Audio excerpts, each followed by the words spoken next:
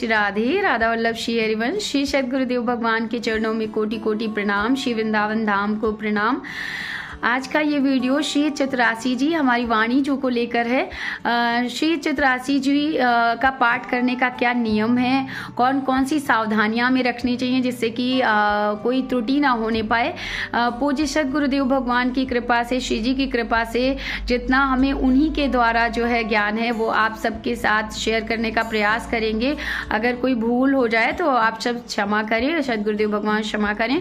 तो जो है बहुत सारे लोगों के ऐसे क्वेश्चंस आते हैं जो दीक्षा पाना चाहते हैं पूज्य सद्गुरुदेव भगवान से, या फिर जो ऐसे भी नित्य पाठ कर रहे हैं वाणी सुन के पूज्य सद्गुरुदेव भगवान की कि श्री चतुरासी जी का नित्य पाठ कर रहे हैं। उनके बहुत सारे प्रश्न आते हैं कि श्री चतुरासी जी का पाठ कैसे करें, और बहुत सारे और भी अन्य प्रश्न आते हैं। तो सबको एक एक करके रिप्लाई करना संभव नहीं हो पाता है। तो एक छोटा सा प्रयास श्री जी की कृपा से कर रहे हैं कि आप सबको जो है इस वीडियो के माध्यम से उन प्रश्नों के उत्तर मिल जाएं। और यदि आपके और भी कोई प्रश्न हो तो आप इसमें कमेंट्स में डाल दीजिएगा, तो प्रयास करेंगे श्री जी की कृपा से कि आपको उनके भी उत्तर दे पाएँ। तो सबसे पहले तो वाणी जी को प्रणाम। और जो हमारा राधा वल्लभ संप्रदाय है, हमारे जो आचार्य हैं श्री हरिवंश महाप्रभु जी, उनके द्वारा रचित श्री चतुरासी जी, जैसे कि आप यहाँ पर दर्शन पा रहे हो, ये हमारे श्री हरिवंश चंद्रू महाराज, जय हो महाप्रभु जी की। तो और ये है हमारे श्री चतुरासी जी जो आप दर्शन पा रहे हो। तो जो है ये इसमें जो है 84 जैसे कहते हैं। बहुत से लोगों के ये भी क्वेश्चन है कि क्या श्री चतुरासी और 84 जी एक ही हैं। तो हाँ जी, ये एक ही हैं। और 84 या चतुरासी जी इसलिए कहते हैं क्योंकि इसमें टोटल 84 पद हैं, 84 पद हैं इसमें, जो है नित्य हमें करने होते हैं। कैसे करने होते हैं और हम कितने पद रोज कर सकते हैं, ये सारे अभी हम आपको एक एक करके जो है आंसर देंगे। लेकिन सबसे पहले हम वाणी जी के बारे में आप सबको इतना बताना चाहेंगे कि जो है श्री चतुरासी जी यानी जो हमारी वाणी जो है वो 84 जो पद हैं, वो पद हमारे प्रियालाल जी की नित्य जो है केली जो है, नित्य केली यानी कि जो रोज वो उनकी जो नित्य लीलाएं होती हैं, वो पदों के रूप में जो है हमारे आचार्य महाप्रभु जी ने जो है लिखा है उनको। तो हमें बस वो पढ़ना है, अर्थ नहीं समझना है। जैसे कि सद्गुरुदेव भगवान कहते हैं कि हमें बस उनको रोज गायन करना है, अपने प्रियालाल जी को सुनाना है, क्योंकि वो पद उनकी जो नित्य जो है लीलाएं हैं, वही लीलाएं जो हैं वो पदों के रूप में जो है अंकित की गई हैं। तो जब हम उनको प्रियालाल जी को अपने सुनाते हैं, रिझाते हैं उन पदों के द्वारा, तो जैसे कि पहला पद है जोई जोई प्यारो करे सोई मोहे भावे। तो जब हम अपने प्रियालाल जी को ये पद गायन करके सुनाते हैं तो हमारे प्रियालाल जी अति प्रसन्न होते हैं। तो हमें और क्या चाहिए, प्रियालाल जी की प्रसन्नता चाहिए। तो जो है हमें ये पद रोज अपने प्रियालाल जी को सुनाने होते हैं। और हमें क्या मिलता है इसमें, आप 84 जो पद हैं उसके बाद फल स्तुति है। जो लोग नित्य पाठ करते हैं उन्हें तो पता होगा, और जो नहीं करते हैं उन्हें बता दें कि 84 पद हो जाने के बाद जब आप फल स्तुति पढ़ते हैं तो उसमें जो है साफ साफ लिखा हुआ है कि हम अगर 84 जी का नित्य पाठ करते हैं तो हमें 84 लाख योनियों से मुक्ति मिल जाती है, कि यानी कि हम 84 लाख योनियों में दोबारा नहीं आएंगे। और साथ ही साथ हमारे प्रियालाल जी का जो प्रेम रस है, जो भक्ति है, जो उनके श्री चरणों का प्रेम है, निकुंज लीला में प्रवेश है। क्योंकि हम जो लीलाएं गा रहे हैं उनकी पदों के रूप में जो उन्हें सुना रहे हैं अपने प्रियालाल जी को, वो जो लीलाएं हैं वो प्रियालाल जी एक दिन हमारे अंदर स्फुरित कर देंगे प्रसन्न होकर। और अर्थ क्या, वो लीलाएं प्रकट हो जाएंगी हमारे जो हृदय में, और हम उन लीलाओं में प्रवेश पा जाएंगे। तो और क्या चाहिए हमें। तो बहुत बहुत बहुत सुंदर जो है श्री हमारी जो वाणी जो है उनका पाठ हमें नित्य करना है। तो ये हो गया एक ओवरव्यू जो है हमारी वाणी जी का, जो राधा वल्लभ संप्रदाय में है या नहीं भी है तो वो भी जो है वाणी जी का पाठ कर सकते हैं। अब जो है सबसे पहले कि वाणीजू का पाठ कैसे करना है वो उस पर बात करते हैं। तो वाणीजू का अगर आपके पास समय है तो ये आप पर निर्भर करता है कि अगर आपके पास समय है तो आप जो है पूरा चतुरासी जी का यानी कि 84 पद रोज गायन करके प्रियालाल जी को सुनाएं। और ये भी आप पर निर्भर करता है कि जितना आपके पास समय है, मान लिया आपके पास पर्याप्त समय है, आप अच्छे से जो है स्वर से और अच्छे से आप गा सकते हैं तो आप वैसे गायन करके सुनाइए। और अगर आपके पास ज़्यादा समय नहीं है, जैसे आप जॉब में हैं या आपका कोई अपना वर्क है, कुछ भी आप कहीं भी बिजी हैं, तो आप उसका जल्दी भी गायन कर सकते हैं। कैसे गायन करना वो आप पर निर्भर करता है, लेकिन गायन करना है।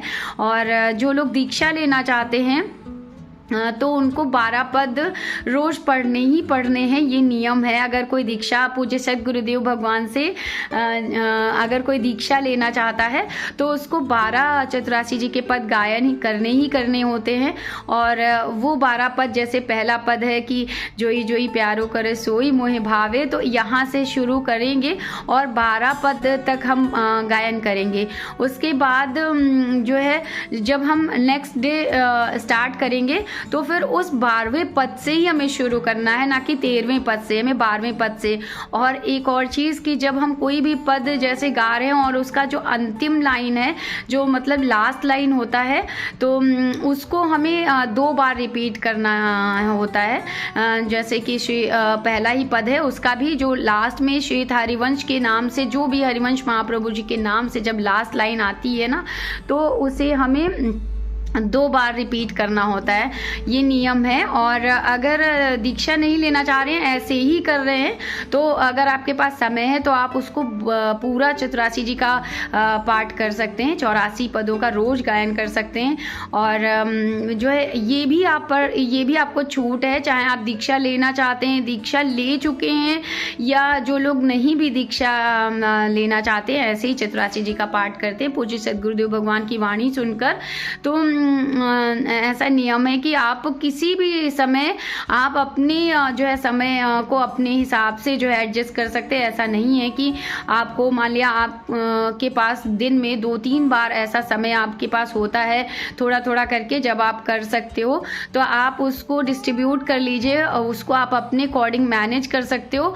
आप एक मतलब अपना शेड्यूल रेडी कर लो कि हमें इस टाइम चतुरासी जी का पाठ करना है, और आपने मान लिया सुबह में आपके पास ज़्यादा समय नहीं है, आपने 12 पद गायन किए, उसके बाद आप दोपहर में अगर आपके पास समय है तो उसके बाद आप कर लीजिए जितने भी पद, जितना समय आपके पास है, 3-4 बार में जैसे भी आपको सुविधा लगती है, आप अपने अनुसार, कहने का मतलब है आप मैनेज कर सकते हो। ऐसा कुछ नियम नहीं है कि आपको एक ही साथ बैठकर पूरा 84 जी का पाठ, अगर आपके पास उतना समय है तो आप एक ही समय पे भी कर सकते हो, लेकिन ऐसा कोई बाउंडेशन नहीं है, क्योंकि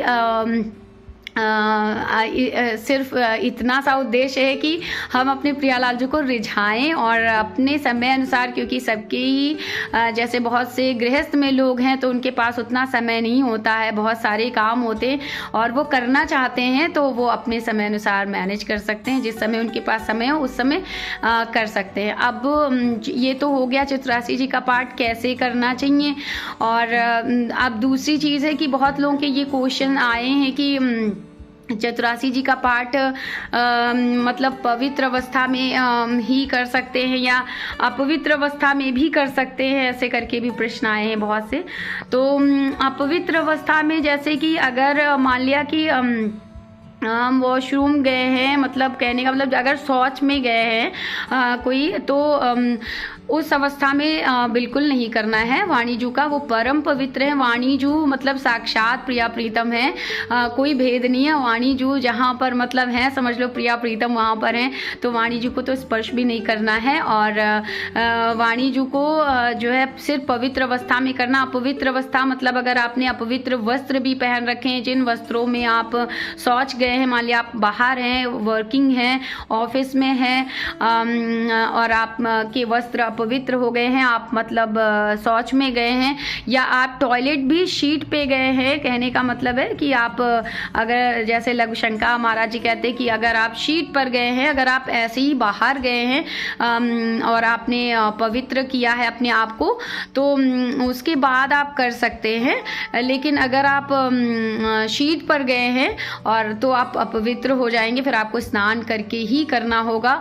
और दूसरी बात है इसमें अपवित्रता में कि आप जैसे वॉशरूम भी आप जाएं तो आपने जो उस समय जो स्लीपर्स पहने हुए हैं, शूज़ पहने हुए हैं, जो भी पादुका आपने धारण कर रखी हैं उस समय, तो आप उनको धारण करके जो है चतुरासी जी का पाठ नहीं कर सकते। मान लिया आप बाहर हैं, आपने शूज़ पहन रखे हैं और आप उसी में जो है टॉयलेट गए हैं, वॉशरूम यूज़ किया है आपने, और आप जो है चतुरासी जी का पाठ नहीं कर सकते हैं। आप अंदर अंदर चिंतन कर सकते हैं चतुरासी जी का, मतलब जैसे कोई पद है जो ही प्यारो करे, तो अंदर अंदर अंदर चल रहा है, लेकिन आप उसको वाणी से गायन नहीं कर सकते हैं ऐसे। या फिर आप अपने मोबाइल में जैसे देख रहे हैं और उसका चिंतन कर रहे हैं, लेकिन आप गा नहीं सकते, मतलब गायन नहीं करना होता पवित्र अवस्था में। और एक और अपवित्र अवस्था में जैसे कि आप जो है जो स्त्रियां हैं, स्त्री शरीर में है जो, और मासिक अवस्था में, तो ऐसी अवस्था में जो है चतुरासी जी का पाठ करना है, वो तो छोड़ना कभी नहीं है। लेकिन जब हम स्नान करते हैं और पवित्र हो जाते हैं, स्नान करके आते हैं पवित्र अवस्था में, और तब भी वाणीजू को स्पर्श नहीं करना है। मासिक अवस्था में 3 दिन तक गुरुदेव आज्ञा नहीं करते हैं, 3 दिन तक हमें ग्रंथ को, जो वाणीजू हमारी हैं, उनको स्पर्श नहीं करना है। हमें बस जो है या तो फ़ोन से हम कर सकते हैं, जैसे श्री राधा के लिए कुछ ऐप से कर सकते हैं, और अगर याद है तो ऐसे कर सकते हैं। और गायन करना है हमें, ऐसा नहीं कि गायन नहीं करना, लेकिन स्नान के बाद ही गायन करना है। और अगर हम मान लिया स्नान करने के बाद लघु शंका जाते हैं, टॉयलेट जाते हैं, तो उस समय फिर हमें नहीं करना है गायन। फिर जब हम दोबारा से स्नान करेंगे, स्नान करके जब पवित्र होंगे, सिर्फ उसी समय हमें गायन करना है और जो है चिंतन करना है। तो ये स्त्रियों के लिए हो गया। कुछ लोगों के प्रश्न है कि जैसे चतुरासी जी का पाठ सिर्फ आसन पर ही कर सकते हैं या चलते फिरते भी कर सकते हैं, तो ऐसा नहीं है, आसन पर ही करना है। आप चलते फिरते भी कर सकते हैं, लेकिन चलते फिरते मतलब आपको वो शूज़ या स्लीपर्स या मतलब पादुका कहें तो नहीं पहननी है जिनमें आप वॉशरूम गए हैं, आप टॉयलेट गए हैं, आप लघुशंका गए हैं, तो वो आपको स्लीपर्स जो है नहीं उस समय पहने होने चाहिए। आप अगर घर पे हैं तो आप जो है दूसरे कोई जो है पवित्र जो आपके स्लीपर्स हों, जो आप वॉशरूम में नहीं ले जाते हैं, उनको पहन कर सकते हैं, और चलते फिरते भी कर सकते हैं। और अगर वो भी उतार दें, नंगे पैर रहे हैं अपने घर पे, ऐसे करें तो और भी उत्तम है। बट कर सकते हैं जो पवित्र मतलब हों, जो वॉशरूम में यूज़ ना हुई हों, उन पादुका में आप कर सकते हैं। क्योंकि बहुत से लोगों के ये भी प्रश्न है कि क्या पादुका पहनकर चतुरासी जी का पाठ कर सकते हैं। तो वाणीजू का पाठ करने के लिए जो पादुका है वो पवित्र होनी चाहिए। मतलब पवित्र का मतलब ये है कि उनको हम वॉशरूम ना ले गए हों, वो उन पादुका में कर सकते हैं। जैसे बाहर हैं और हम शूज़ पहने और वो शूज़ पहनकर ही हम वॉशरूम जाते हैं, तो उनमें फिर चतुरासी जी का पाठ नहीं करना है। अगर पद याद हैं तो आप उनका चिंतन कर सकते हैं अंदर अंदर। जैसे कोई पद चल रहा है और हम उसके बारे में चिंतन कर रहे हैं, सोच रहे हैं, तो वो कर सकते हैं आप, लेकिन गायन वाणी से नहीं कर सकते। और हाँ, चतुरासी जी का पाठ अगर आपको मान लिया पूरा याद भी है तो रोज़ अंदर ही अंदर चिंतन भी केवल नहीं करना है, कम से कम पूज्य सद्गुरुदेव भगवान की आज्ञा है कि कम से कम एक पद तो उन्हें सुनाना है वाणी से गायन करके। तो प्रियालाल जी को एक पद तो सुनाना है। अच्छा, और कुछ लोगों के ऐसे भी प्रश्न हैं कि क्या शौच के समय मतलब चतुरासी जी का गायन या चिंतन कर सकते हैं ऐसे करके। तो देखो, शौच में तो शौच के समय तो पूज्य सद्गुरुदेव भगवान कहते हैं कि हमें मौन रहना है, बोलना ही नहीं है, क्योंकि अगर शौच के समय बोलते हैं तो हमारे सुकृत, हमारे पुण्य नष्ट हो जाते हैं, तो उस समय हमें बोलना नहीं है। लेकिन और चतुरासी जी परम पवित्र हमारी वाणी जो है, तो उनका गायन तो बिल्कुल भी नहीं करना है। लेकिन चिंतन अगर आपको याद है तो आप चिंतन कर सकते हो, उसमें नहीं कोई समस्या है, ऐसा गुरुदेव ने ही कहा है। तो आप चिंतन कर सकते हो, बट उस समय हो सके तो नाम जो है अंदर अंदर चिंतन करें। नाम भी हमें उच्चारण नहीं करना है, वाणी से नहीं है कि नाम वहाँ बैठ के राधा वल्लभ श्री हरिवंश या राधा राधा कह रहे हैं, हम अंदर अंदर चिंतन कर रहे हैं, नाम का चिंतन करें। नाम तो हर समय हर क्षण हमें लेना ही है, करना ही है नाम जब, तो वो कर सकते हैं। वाणी जो अगर याद है आपको और कोई पद चल रहा है तो आप वहाँ पर भी उसको चिंतन कर सकते हो, लेकिन वाणी से नहीं, बोलना नहीं है, मौन रहना है। तो ये आपका जो है उत्तर है। ये हो गए श्री चित्रासी जी से हमारी वाणी जू से रिलेटेड जितने भी क्वेश्चंस हमें अभी याद आए, हमने उनके जो है आंसर देने का प्रयास किया है श्री जी की कृपा से। और अगर आप लोगों के और भी क्वेश्चंस जो है हैं तो आप यहाँ पे मैसेज में, कमेंट्स में मतलब डाल दीजिए, और श्री जी की कृपा से प्रयास करेंगे उनका भी उत्तर देने का। और जो है आप सब से प्रार्थना है कि सब जो है श्री चित्रासी जी का पाठ नित्य करते रहिए। तो जय जय श्री हरिवंश।